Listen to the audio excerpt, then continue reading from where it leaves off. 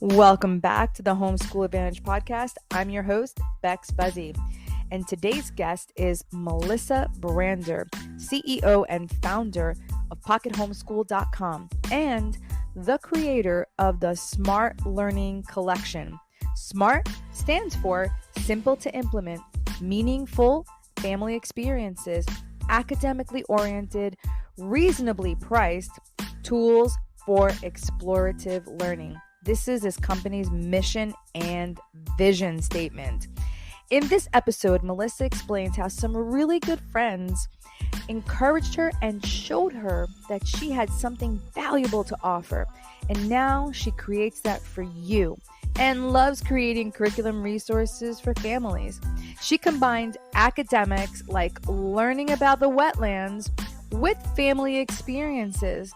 And her units cost about as much as 2 gallons of milk.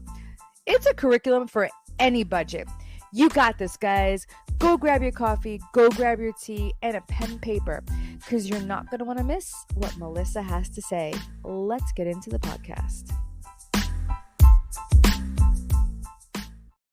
Every Thursday, I have Teacher Talk Thursdays, where I talk about practical things to help you save money on curriculum and create units yourself easy and quickly with things that you already have.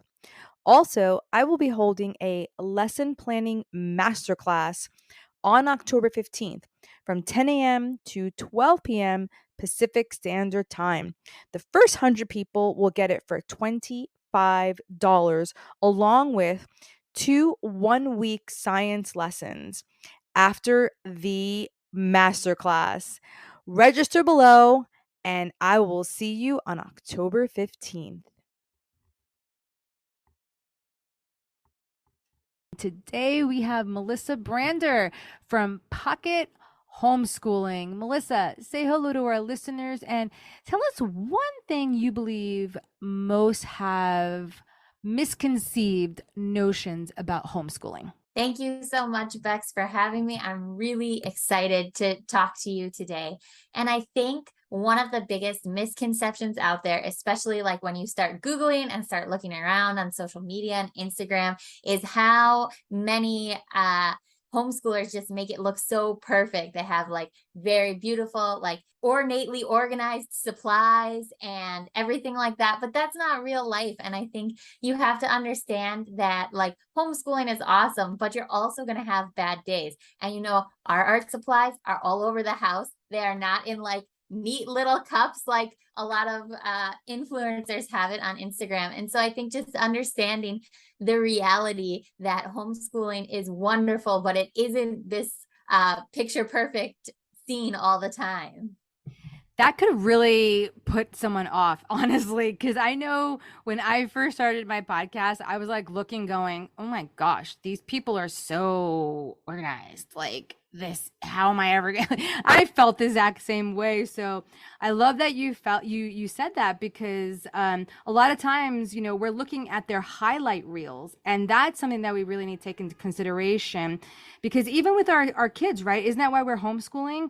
Because we don't want our children to go around thinking that, hey, you have to have this perfect life, and I just look on social media, look at how great these kids and these teenagers have their life. And that isn't reality. The reality is days are messy.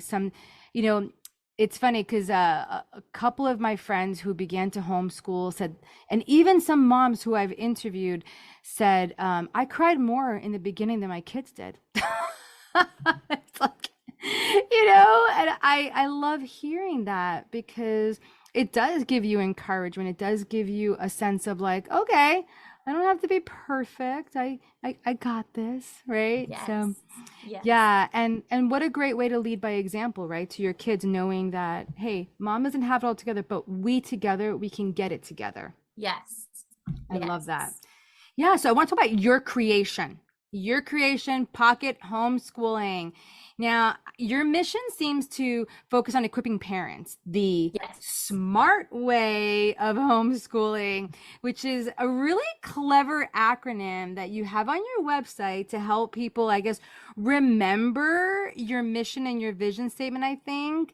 And Yes. because I know when I think of, your name, Pocket Homeschooling, I feel as if I have resources wherever I go. Like, was that the idea Yes. behind everything?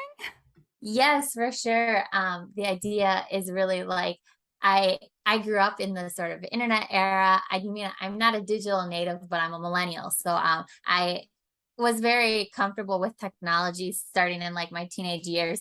And so I have come to like have all these resources in my pocket because we have like all smartphones now and we have access to those resources at the tip of our fingers that like future or past people could have only imagined. And so that's where the name Pocket Homeschool comes from.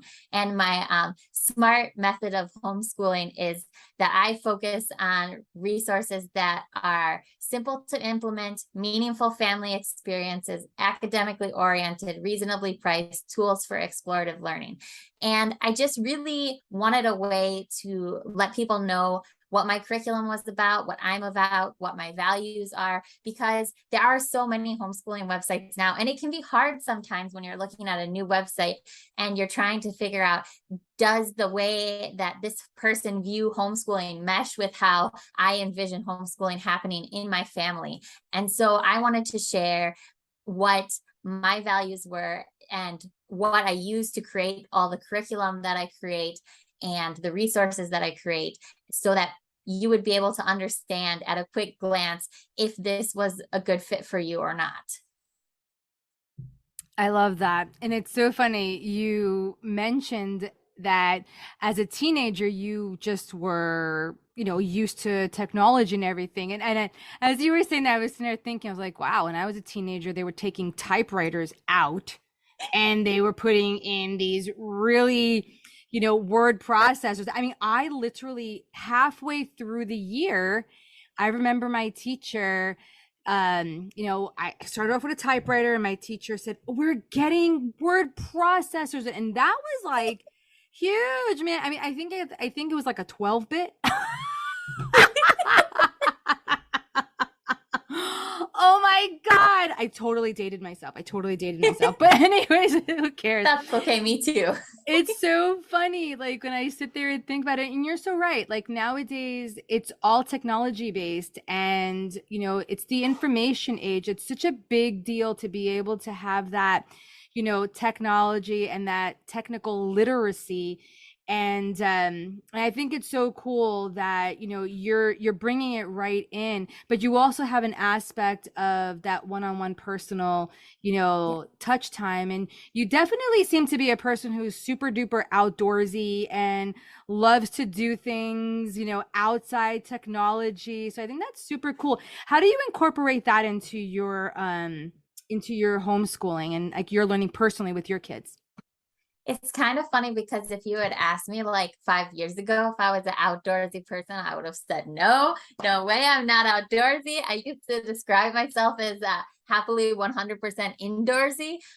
But really, like as my kids have gotten older and as like just things have sort of naturally changed and shift over time, I've really become sort of in love with the outdoors and all the really awesome opportunities that it brings for homeschooling. Even just something as simple as like taking your read aloud and taking it outside, it can make a really big difference. And you're getting all that like extra sensory input and everything about that and about just exploring different places, exploring different hikes, exploring different trails, exploring different bodies of water. There's so much to be learned. And the cool thing is the way you can sort of take one thing, like you don't have to feel like you know it all. And so say you go to a pond and you see something you don't know, you can just like snap a picture and later on go home with your kids and try and figure out what it is, try and figure out what you saw, and you're showing them, you're modeling to them that people can be lifelong learners and that you are modeling that learning isn't just a thing that like you do from like preschool to 12th grade and then you're just done with it, or maybe you go on to college and then after college you're just done with it. You're modeling to them that adults have things to learn too and that learning is part of the human experience. And so it's really great to make those connections and to show your kids that things are new to you too, and that things are exciting to you too, and that things are wonderful to you too and amazing. Because when you are having that experience with your kids where you're all seeing something and you're just like in awe of what you're seeing because it's so incredible and you haven't seen anything like it before, it's really fun and it's a really great bonding experience.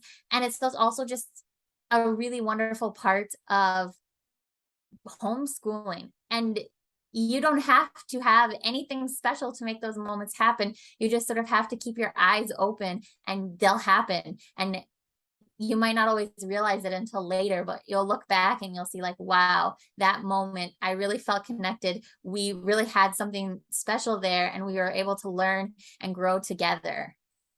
I love your energy. Oh my gosh, you are such a bowl of sunshine. You really are. And I literally listen to you all day because you just have so much excitement in you. And, and I love how family oriented you are. You have boys, right? Yes. Yeah. Your boys probably have you running around and just, Yes. I could totally understand how like you change because boys are so active and everything. So just probably keeping up with them has been fun. Yes. Yes. And also friends, like I've had the opportunity to meet homeschooling friends that have different strengths than me and that teach me things. Like one of my friends, she coordinated for our co-op that we would rent stand-up paddle boards. And I had never stand-up paddleboarded before that. But because I was able to go with someone who knew what they were doing and who like was able to show me the ropes, that made it more accessible to me. And I think that's kind of one of the things that I want to do in with Pocket Homeschool is to make homeschooling accessible to you because you have someone here. I'm here to help you and guide you through it and make you feel like it is possible for you, because sometimes things feel really impossible when you've never done it and you don't have any experience with it. But when you have someone who's there to help you along and to guide you and to say like, this is possible for you, you can do this, it is something that you can do if you want to do it, and to help you learn the ropes and get started and those little things that you might not know looking in from the outside, like thinking about it like stand-up paddleboarding. I had watched people stand up paddleboard before, but I didn't know that much. But then, my friend came and she showed me and she was like, this is how you paddle and this is how you do it. And so in like homeschooling too, especially if you don't know anyone else who homeschools when you get started, like meeting other people and learning from them and getting some tips and insider tricks that you might not know just from like what you've read about it and things like that. So that's why one of my goals with Pocket Homeschool is really to connect with people and help them feel like they are capable of homeschooling, and to show them, to be that guide that helps them do something that they've never done before. Because we're all rookies, right? When we have our kids, we're all rookies, right? And eventually through time, we become not rookies, and then we have the great privilege to help other people along the way. And that's all part of success, right? Being able to take what you've learned and help other people about on the way. And you obviously have an amazing teachable spirit. Like you are just, you seem like a sponge. Like you just want to just soak up experiences and everything and just share them with other people. What was your inspiration to create Pocket Homeschool? So this is another one of those situations where friends can come in handy. I have to say, like, it was something that I thought about doing for a long time. And I just like, I don't know, you get all those like hangups in the back of your head, kind of like with homeschooling too. Sometimes people consider homeschooling for a long time, but you have all these like ideas in your back of your head and you don't feel capable. But I had friends of mine that really encouraged me that I had something valuable and that I could really help people. And so, sometimes you just have to like take a leap of faith. And so after my friends encouraged me, I took a leap of faith, and it's been a little over 2 years now. And I really love running it. And I'm really glad that I took that leap of faith. Because if it was me, I mean, it's easier. I've had to learn so many new things. Like I know how to homeschool, but like the technology and everything like that, that was a lot of it was new to me, learning things. And I've had some big tech mishaps along the way because that's life, right? But I love what I do and I love getting to talk to people. And there's nothing better than when I help someone and they say to me, they, write me a quick email or whatever and say, that was so encouraging. Like it just is, it's just so wonderful to be a part of this world and to be able to help and connect other people along the way in their homeschooling journey. You have so much appreciation in your heart. You could totally hear it. And I love how thoughtful you are. It's for families to just be giving, of yourself. And I know, one thing that Zig Ziglar says, he says, the more people you help get what they want, you will get what you want. And, for you, it seems like just familial freedom and just to be able to watch other people succeed and be successful. So it's like a really beautiful culmination of what you do and what you're experiencing. So, with how you've been shaping your way of thinking and how your boys have changed things for you and how your life is just moving along these last 2 years, how are you incorporating all that in your curriculum?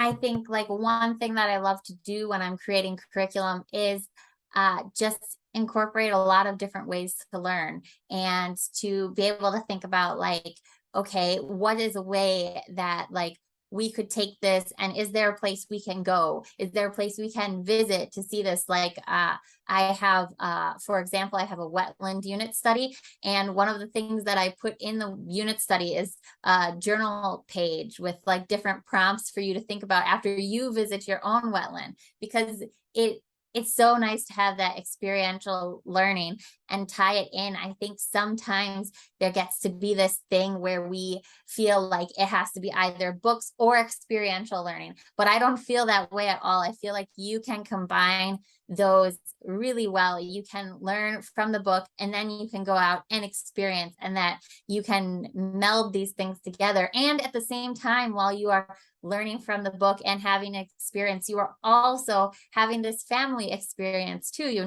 If you visit a wetland and you like are thinking about all the things you learned, but you're also there like with your family, you're hiking the trails, you are observing together. And so like really tying all these things together is something that I really really enjoy doing, and looking for the ways that connections can be made across different areas. You've really piqued my interest right now because now I want to know like what does one lesson look like in your curriculum? Well, give me like an example of a lesson. I would love to like just kind of like visualize it in my head now. Yeah, I think so. What I like to do, like one of my thing is like tools for explorative learning. So I'm not going to say like this is the exact order that you need to do it in. I'm going to give you the resources so that you can look through and you can say, okay, I think these parts are the parts that are going to work best to teach my children. And these parts are the parts that they're not ready for, or that they're too young for, or that are just not going to be the best fit for them. I do that because I think one of the benefits of homeschooling is having a lot of flexibility. So I want to provide you with enough structure that you feel capable to teach it, but not so much structure that it's regimented. And so it's really because I focus on tools, it's not going to be like this is what you do on Monday and this is what you do on Tuesday and this is what you do on Wednesday. It's going to be more of a thinking for like a minute. Think for like a minute about what is the tools and what you want your kids to focus on when they're doing this, and then taking those out, and the rest you can leave. Because I think like if I think about my own experience of using curriculum, I never do like 100% of everything that's there. And I think that's an important thing for new homeschoolers and even existing homeschoolers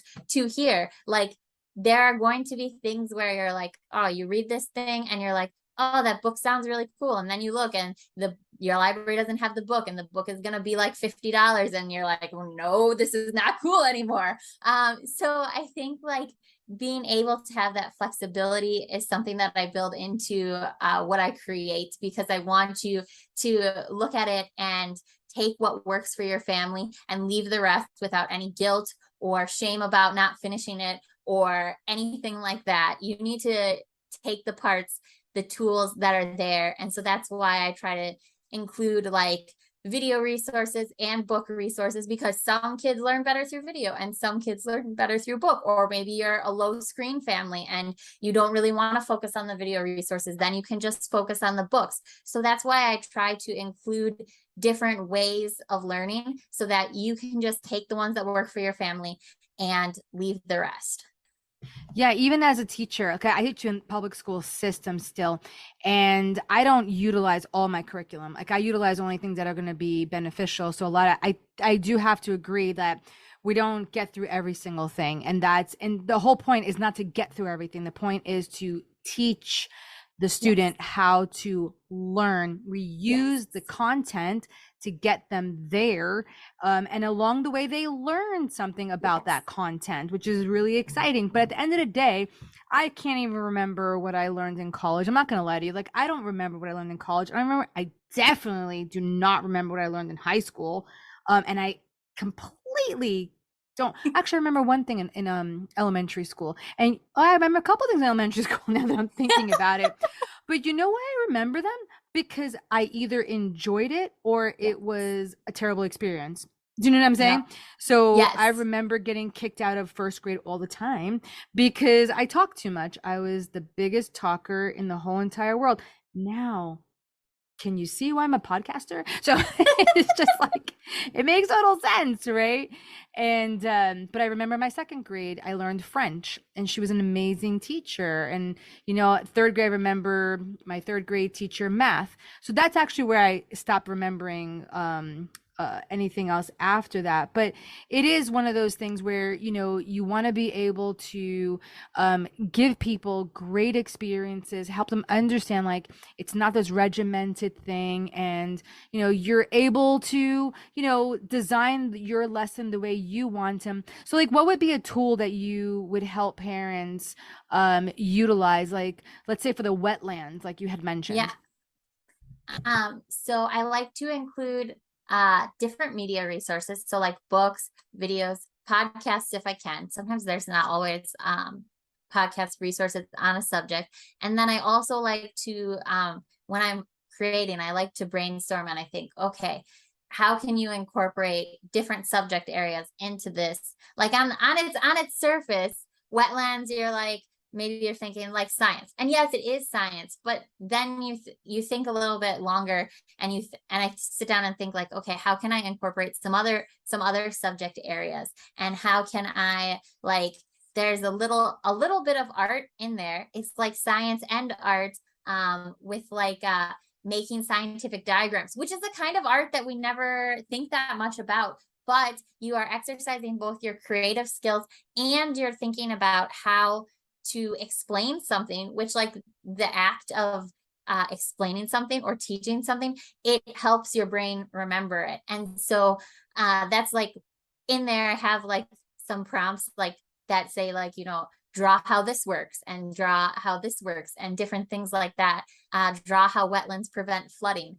So then you have to think through like, how do wetlands prevent flooding? When I learned that, what does it mean? And then also, how can I draw it? And you can draw it really simple, or you can get fancy and have a bunch of different colors and make it like color coded and everything like that. So you can like see the ways that like, even if it looks like one thing on the surface, you can incorporate different skills and you can incorporate different levels in there. For example, I created an activity where you can like create your own little book about different animals that live in wetlands.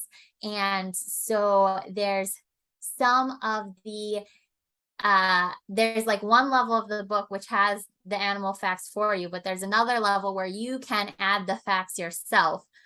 So depending on what level you are at, and that just gives you like freedom to explore and freedom to think about like you're creating this little book and then you're having to think about which parts are important to you. And by you, I mean the kid and not necessarily like the parent, because there are different things that we learn. And the ability to show what you learned and show what's important to you, and not just what's important to the teacher, not just what's important to you as a homeschool parent, but to give your kids an opportunity to show, okay, I learned this, what's important to you about this, what's important to the kid about this, and to be able to create too in your own way, even within boundaries, but also, you're limitless. If your kid gets really into this and you just feel like we're just gonna devote all our time to learning, then it'll just kind of snowball naturally from there. And I agree with you. I utilize art I teach sciences. I teach physics and biology, and I use art all the time, like all the time, because you're right. It is a skill that my students need to know because it's utilized in that. And I also try to incorporate history and things like that. So 100% right on. So as we're wrapping up, Melissa, what is the call to action? Where can they get your resources and connect with you? So the best place is, I'm going to say 2 places. First of all, go to my website, pockethomeschool.com. On there, you can sign up for my newsletter. Every week on my newsletter, I send out 5 ideas you can use in your homeschool. I call it 5 for Friday. Sometimes they're videos you can watch. Sometimes they're projects you can do. Sometimes they're encouragement for you as a homeschool mom. It's always a little bit different, but I hope that you'll be able to look at those 5 ideas and find at least one that's going to be beneficial to your homeschool, if not more.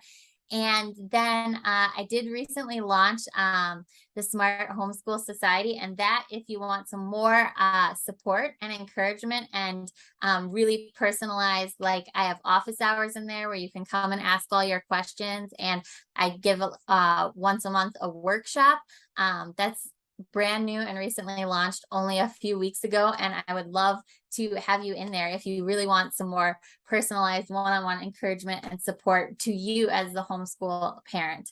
And so my newsletter is free. The society is not free, but there's a bunch of different resources for you. If you just take a look, I'm sure you'll find at least one thing that you would feel is helpful. And I have all my printable curriculum is on my website too, which is pockethomeschool.com. And I'm sure, Bex, you'll have links to that with the link magic. I will have the link magic. That's awesome. Yeah, you give a lot of great resources, and your time to be able to be on that society. It's a big deal because you're going to be getting a lot of information from other parents and so many resources. It's going to be like a major masterclass of masterminds. Yes. So that's beautiful. What is one thing you want to leave with parents from our conversation today? I think I just want to encourage parents that there is so much joy to be found in homeschooling, and that there's so much joy to be found in figuring out the things that work for you. My biggest thing, and I don't know if I mentioned it, but my biggest thing is that I don't want you to homeschool exactly like me. I want you to homeschool exactly like you. I want to give you resources that will just be good for you and your family. And the ones that aren't good, there's no pressure to use them. Use the ones that are good for you, because you should homeschool exactly like your family and not exactly like me. Love it. And with that, thank you so much for coming on today, Melissa, and just sharing your experience, your energy, your passion, and all of your excitement. It's super contagious. Thank you. Thank you so much for having me.